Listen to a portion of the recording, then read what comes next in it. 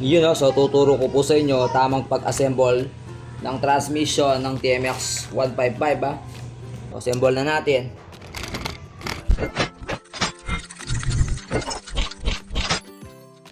Tailing works! Like and share! Assemble mga Lodski! Okay, so ikot na po lang yan. Yun o. So ngayon, para di makalimutan, higpitan na natin tong bolt na to. Sa tornilyo, payo ko lang, once na nilagay mo, higpitan mo na. Kasi pwede mo makalimutan. Alright? Yun, okay. So dito na tayo pag-assemble. So mamaya natin itong lagay itong sigunyal para makita nyo itong mismo rito. May transmission. Okay? So dito na tayo sa main axle. So, yun nga, ito yung washer kanina. O lagay na natin. Yun, okay. Okay. So yan po, yung washer dun sa may main axle, sa may pinion gear. Yun, okay. So pwede naman assemble buho to. Assemble na natin sa baba, minsan nasalpakan na ganyan. So kung nagpa-practice ka pa lang at kung saan ka komportable, dito ka sa diskarte natin. Alright. So lagyan muna natin ng langis dito para madulas siya. Okay. Yun, Ayan, ito pinakamalapad na washer. Yun, okay. So dito po yan sa baba. Alright. Yun, side natin ang makita nyo. Yan mga lads. Yun, okay. So ngayon, susunod na to. Ito yung secondary gear kick o idle gear. Kasi, kaya idle gear to, maandar to, naka-minor, nakakambyo ka, steady umiikot yan. Pag andar mo pa lang, o pag takbo mo pa lang, tong idle gear na to, maandar na, naikot na, okay. So ngayon, malilito ka sa peso nito. Kala mo baliktaran lang. Kasi, gear niya, wala namang guide, baliktaran lang. So, nagkakamali ka. Okay? Ayan po, may portion na parting mas malapad siya. At, ayun nga, mas malapad I mean dito at may portion na parang manipis. Okay? So, itong malapad na to, ito nasa ilalim. Yun, Alright. So, ngayon, so, para di natin makalimutan, lagyan na natin washer sa kick. Napakahalaga po ng washer sa kick na to. Once na to, nakalimutan mo, malas mo. Baklas ulit, bakit? Isang sipa mo, dulas agad. Okay, pag sipa mo, basta 10 sipa mo, mga 7 doon, dulas. Alright? Yun, Ngayon po, susunod na to ang bushing. So, sa bushing na to, dalawa lang yan. Okay? Ngayon, di ka naman malilito kung saan dito. For example, ito, mas malaki siya. So, dito sa pit, sa may idle gear. Yun, okay? So, susunod dyan, may dalawang washer o high-speed washer, plus washer na napakanipis po. Ayun, okay? So, ito, kahit alin dito sa dalawa at baliktaran lang yan. So, lagyan na natin ng langis. Yun, alright? So, ngayon, susunod na po itong first gear, counter shaft. Okay? So, yung peso nito, tuturuan ka mismo ng makina. For example, ito yung tamang hulma niya, pababa. Pag ginanon mo, hindi maglalapat. Okay? So, lagay na natin. Yun, okay? So, susunod na po itong isang bushing. Alright? So, yung bushing kanina, gaya ng sabi ko, pag napagbaliktad mo yon, kung mali ito, yung malaki kanina dun sa mismo idle gear, alog yun. Then, kung ito naman yung malaki, nandito sa first gear counter shaft, di siya papasok. Yun, okay? So, pasok! Alright, so gaya ng sabi ko, ito yung high speed washer kanina, thrust washer, so baliktaran lang yan. Yun, alright. So, susunod na po itong third gear, counter shaft, 28 teeth. Alright. Okay? So, yan, sabi ko nga, tuturuan ka mismo ng makina. Okay? For example, ilagay natin to pabaliktad.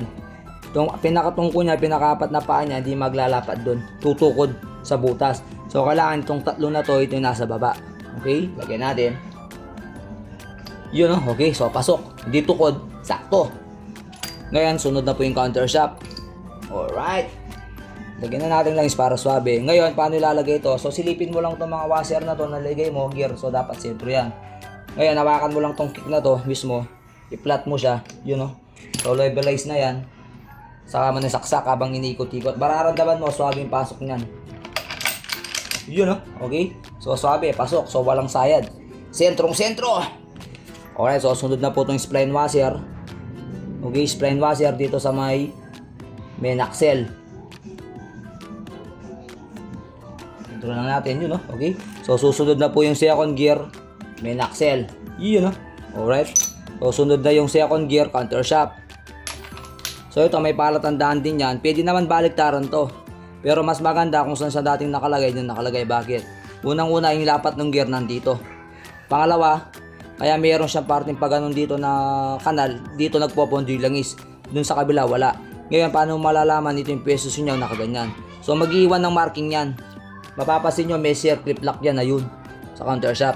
So, may marking yan. Yun, okay? Andito yung marking ng circle lock. So, walang mintis. Dito yung pwesto niya. Okay? Lagay natin. Yun, oh. Alright.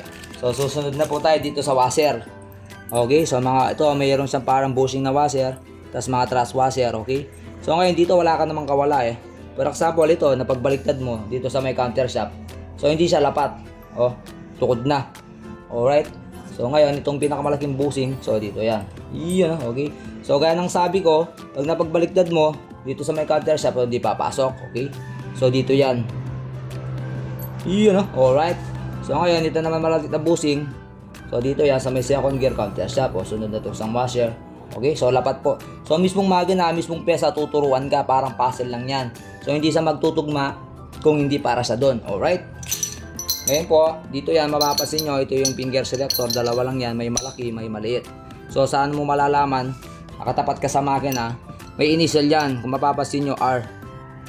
Okay? So, ibig sabihin, nakarap ka, right side. So, dito siya. Then, mayroon dito, letter L. O, yung iba, meron. So, ito, itong mas maliit, at least man dito. So, letter L, ay R. Okay, right. So, pwesto natin. Paano ba lagay ito? Yun po. So, angat lang ng konti itong third gear. 2088, counter shop. Yun, no? Angat mo lang ganyan. Sentro, yun, no? Pasok. Alright. Susunod na to. Sa may kabila naman, angat lang ng konti. Yun, no? Alright. So, pasok na. So, sunod na po yung pin. Alright. So, lagyan ng langis para swabe agad ang ikot. Iyon na, alright. So, neutral, alam neutral, freewheeling. Hawakan na ng konti dito, sa may axle, ikot-ikot. Iyon na, okay. So, ngayon, lagay na po natin tong counter siya, yung buong sigunyal. Nalangisa na rin yung sigunyal bearing. Alright. Iyon na. Okay, so, sunod na po yung gasket. Then, sasarado natin, papakita ko sa inyo, pasok ng cambio kung swabe ba. Alright.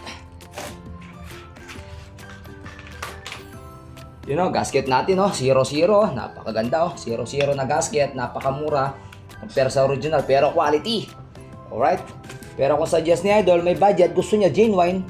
So, lagi ko naman sinasabi, kung may budget sa original tayo, pero kung sakto lang, may mga pyesa tayong napakamura, pero quality. Kayang sumabay sa original. Yun, oh. Okay. So, ikit-ikit lang natin to, muna, bearing stock, po.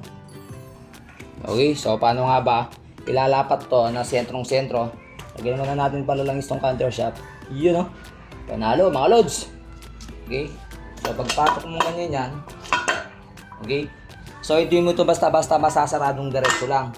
So kailangan i-side mo lang ng konti. Yun, no? Tapos kuha ng vice grip. Hawakan mo yung mismong axle nito sa may tip niya. Side lang ng konti kasi baka mahulog yung mismong washer sa mga sa loob niya. Okay, then silipin mo lang yung dulo ng pinaka-axle. So meron pong butas sa taas na pinapasukan, dapat masentro mo. Okay? Yun, no? Okay? So instant po papasok siya.